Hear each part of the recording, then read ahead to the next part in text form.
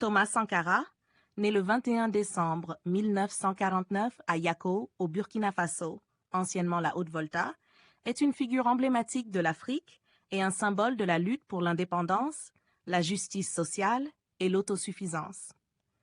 Il a grandi dans une famille modeste et, dès son jeune âge, a développé un intérêt pour les idéaux révolutionnaires. Après avoir terminé ses études dans des écoles militaires, notamment à Madagascar, Sankara est retourné au Burkina Faso, où il a rapidement gravi les échelons au sein de l'armée. Sa pensée radicale et ses idées de changement ont attiré l'attention, et il est devenu une figure centrale du mouvement révolutionnaire en Afrique de l'Ouest.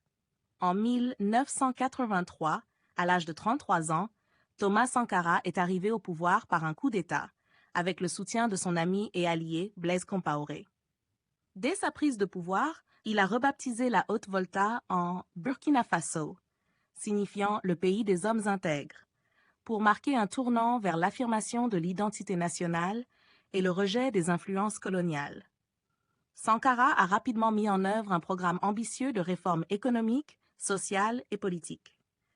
Il a lancé des campagnes pour l'alphabétisation, la vaccination et l'amélioration de la santé publique, en organisant de vastes campagnes de vaccination pour éradiquer les maladies endémiques. Il a également encouragé l'émancipation des femmes en leur permettant d'accéder à des postes de pouvoir, en interdisant les mutilations génitales féminines et en plaidant pour l'égalité des droits. Sankara a aussi travaillé pour l'autosuffisance alimentaire en lançant des projets agricoles destinés à réduire la dépendance aux importations. Dans sa quête pour réduire les dépenses publiques, Sankara a refusé de vivre dans le luxe et a encouragé un mode de vie simple, tant pour lui-même que pour les membres de son gouvernement.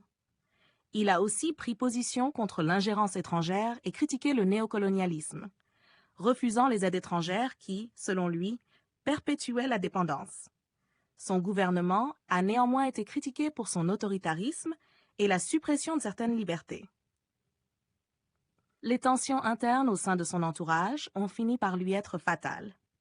Le 15 octobre 1987, Thomas Sankara a été assassiné lors d'un coup d'État dirigé par Blaise Compaoré, qui est devenu président et annulé plusieurs de ses réformes. Aujourd'hui, Thomas Sankara est commémoré comme un héros panafricain et une source d'inspiration pour les jeunes Africains. Son engagement pour la justice sociale, son intégrité et sa vision pour un Burkina Faso libre et prospère continuent d'influencer et d'inspirer. N'hésitez surtout pas de liker si vous avez trouvé ces informations utiles, partagez votre avis avec nous dans l'espace des commentaires et abonnez-vous à la chaîne pour ne rien rater de nos prochaines vidéos. Merci.